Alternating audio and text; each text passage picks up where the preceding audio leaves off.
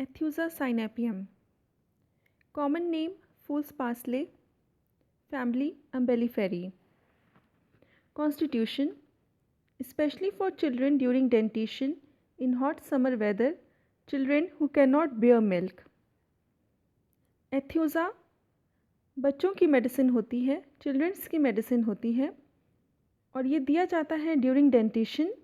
Dentition जब बच्चों में दांत निकल रहा हो, इन हॉट समर वेदर, गर्मियों के मौसम में जो बच्चों की कंप्लेंट्स आती हैं उसमें, और children who can not bear milk, और वो बच्चे जो किसी भी फॉर्म में मिल्क को बेयर नहीं कर पाते हैं, वो मिल्क को टॉलरेट नहीं कर पाते हैं।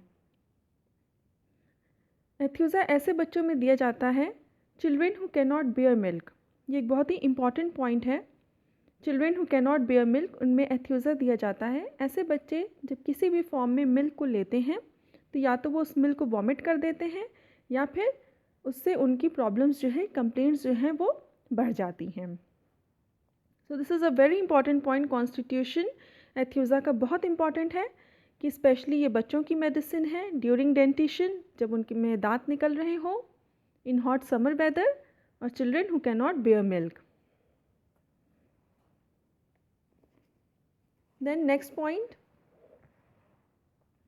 mental generals. Idiocy in children, incapacity to think and confused. अगर मेंटल की बात करें तो एथ्यूज़ा के जो बच्चों का मेंटल होता है, आप उसमें देखोगे कि ऐसे बच्चों में इडियोसी पाई जाती है। इडियोसी मीन्स यू कैन से कि ऐसे एथ्यूज़ा के जो बच्चे होते हैं वो बहुत ज़्यादा स्मार्ट नहीं होते हैं, बहुत ज़्यादा इंटेलिजेंट नहीं होते हैं, उनमें थोड़ी सी स्टुपिडिटी होती है।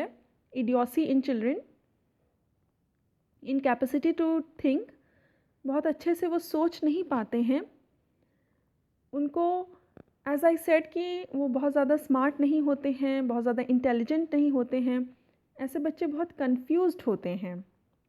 ओके एंड उनमें बहुत ज़्यादा आप देखोगे कि कन्फ्यूज़न है और वो बहुत अपने डिसीजंस नहीं ले पाते हैं और बहुत स्मार्ट बच्चे नहीं होते हैं। In short we can say physical generals. Great weakness, children can not stand, unable to hold up the head, abrotanum. ऐसे बच्चों में वीकनेस बहुत ज़्यादा होती है, उनमें कमज़ोरी बहुत ज़्यादा होती है। एथ्यूज़ा के बच्चे जो हैं वो सही से खड़े भी नहीं हो पाते हैं। चिल्ड्रन कैन नॉट स्टैंड, वो बैलेंस नहीं बना पाते हैं, वो सही से खड़े नहीं हो पाते हैं। Unable to hold up the head, even वो अपने हेड का भी बैलेंस नहीं बना पाते हैं, वो अपने हेड को भी, अपने सर को भी सही से होल्ड नहीं कर पाते हैं, हेड का भी उनका बैलेंस सही नहीं बनता है। ऐसा एब्रॉटनम में भी है। एब्रॉटनम में भी हमने ये पॉइंट देखा था, unable to hold up the head. तो unable to hold up the head, ये पॉइंट, इसकी दो मेडिसिन हो गई। One is abrotanum and the second is aethusa. Prostration with sleepiness, after vomiting, after stool, after spasm. उनमें बहुत ज़्यादा थकान रहती है, उसके साथ साथ उन्हें नींद भी बहुत आती है। वॉमिटिंग के बाद उनके साथ ऐसा होता है जैसे कि उन्होंने मिल्क लिया, वो उसको नहीं टॉलरेट कर पा रहे हैं तो उसको वॉमिट कर दिया। तो वॉमिटिंग के बाद आफ्टर स्टूल, आफ्टर स्पाज़, इसके बाद उनमें बहुत ज़्यादा वीकनेस आ जाती है, बहुत ज़्यादा प्रोस्ट्रेशन हो जाता है और बहुत ज़्यादा वो स्लीपी फील करते हैं, उनको बहुत नींद आती है। After vomiting, after stool, after spasm. ये स्पाज़्म वाला पॉइंट अभी हम लोग नर्वस सिस्टम में भी देखेंगे कि ये स्पाज़्म की भी, बच्चों में स्पाज़्म की, एपिलेप्सी की अच्छी मेडिसिन है एथ्यूज़ा। इसको अभी नर्वस सिस्टम में हम इसको थोड़ा डिटेल में देखेंगे। Okay, next come second point physical generals का, complete absence of thirst, apis, pulse. ऐसे बच्चों में, एथ्यूज़ा के बच्चों में प्यास उनको बिल्कुल भी नहीं लगती है, कंप्लीट एब्सेंस होता है थर्स्ट का, कंप्लीट एब्सेंस ऑफ थर्स्ट, उनको बिल्कुल भी प्यास नहीं लगती है। ऐसा एपिस में भी होता है, पल्सेटिला में भी होता है, और आर्सेनिक में इसका रिवर्स होता है। आर्सेनिक में प्यास बहुत लगती है। Okay, so complete absence of thirst, 3 medicine हो गई इसकी, एथ्यूजा, एपिस एंड पल्स। और आर्सेनिक में इसका रिवर्स होता है। Then comes face, an expression of great anxiety and pain with a drawn condition and well marked linea nasalis, an expression of great anxiety and pain। इन बच्चों के जब आप चेहरों को देखोगे तो आपको लगेगा कि ये बहुत ज़्यादा पेन में हैं, ये बहुत तकलीफ़ में हैं। You can feel that, you can see that. इनके चेहरे पे एंजाइटी, पेन साफ दिखता है। With the drawn condition and well marked linea nasalis. Well marked linea nasalis, linea nasalis एक बोन होती है, it is a bone in our nose, जो कि काफ़ी वेल मार्क्ड होती है, मतलब प्रोमिनेंट लीनिया नेजलिस बोन होती है। लीनिया नेजलिस बोन जो होती है वो वेल मार्क्ड और वी कैन से प्रोमिनेंट होती है। Features expressive of pain and anxiety as discussed above, कि इनके जो फीचर्स होते हैं, जो फेस पे आपको एक एंजाइटी, एक रेस्टलेसनेस, एक पेन विजिबल होता है। Herpetic eruption on end of the nose, nose के एंड पे और we can say tip of the nose पे हाइपेटिक इरप्शन होता है। तो अगर कोई एथ्यूज़ा का बेबी आपकी क्लिनिक में आ रहा है, then you can figure it out, काफ़ी अच्छे से उसको पहचाना जा सकता है। उसके फेस पे आपको बहुत ज़्यादा पेन, बहुत ज़्यादा एंजाइटी नज़र आएगी, लीनिया नेजलिस बोन बहुत ही वेल मार्क्ड होगी और herpetic eruption on the end of the nose भी हो सकता है। Gastrointestinal system, indigestion of teething children, violent sudden vomiting of a frothy milk white substance or a yellow fluid followed by curdled milk and cheesy matter। indigestion of teething children, वो बच्चे जिनमें दांत निकल रहा हो, teething children, उनमें indigestion की problem हो सकती है। violent sudden vomiting of a frothy milk white substance, और उनमें वॉमिटिंग होती है। कैसी वॉमिटिंग होती है?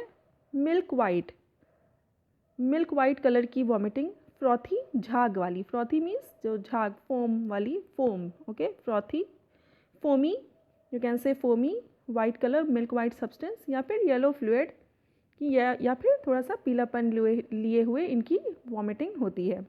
Followed by curdle milk and cheesy matter, और ऐसा लगेगा कि जैसे दूध, जैसे इनको मिल्क इंटॉलरेंस होता है, इनमें मिल्क को नहीं ये ले पाते हैं, तो ऐसा लगता है कि जैसे वही मिल्क इन्होंने वॉमिट कर दिया है कर्डल मिल्क के फॉर्म में या फिर चीज़ी मैटर के फॉर्म में।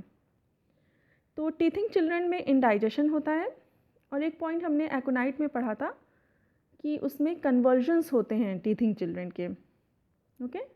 तो एकोनाइट में कन्वर्जन्स होते हैं टीथिंग चिल्ड्रन के, और एथ्यूज़ा में इंडाइजेशन होता है टीथिंग चिल्ड्रन में।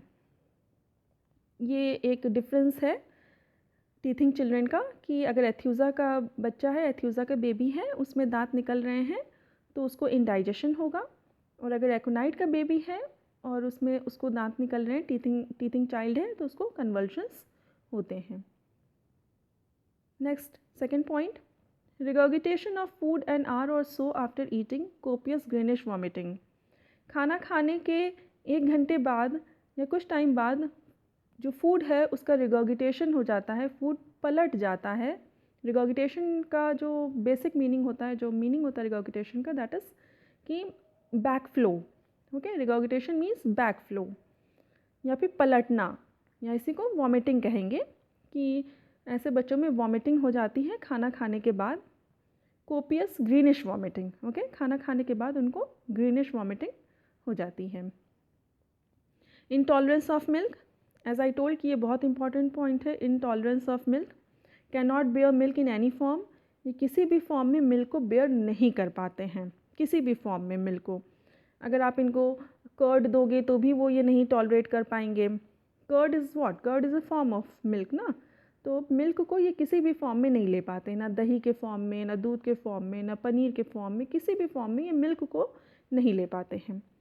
और जैसे ही ये लेते हैं, it is vomited in large curds as soon as taken, और इनको वॉमिटिंग हो जाती है। देन वीकनेस कॉजेस ड्राउजीनेस, और वॉमिटिंग के बाद उनको बहुत वीकनेस महसूस होती है और वो ड्राउजी हो जाते हैं, स्लीपी हो जाते हैं। ड्राउजीनेस मतलब वही होता है, स्लीपी से है। ड्राउजी मीन्स नींद आना। ठीक है, ये पॉइंट हमने अभी ऊपर फिजिकल जनरल्स में भी देखा था कि वॉमिटिंग के बाद उनमें स्लीपनेस आ जाती है, बहुत वीकनेस आ जाती है। तो ये पॉइंट यहाँ पे रिपीट हो रहा है कि weakness causes drowsiness after vomiting. Compare it with Metcalfe. Nervous system, epileptic spasm with clenched thumbs, red face, eyes turned downwards.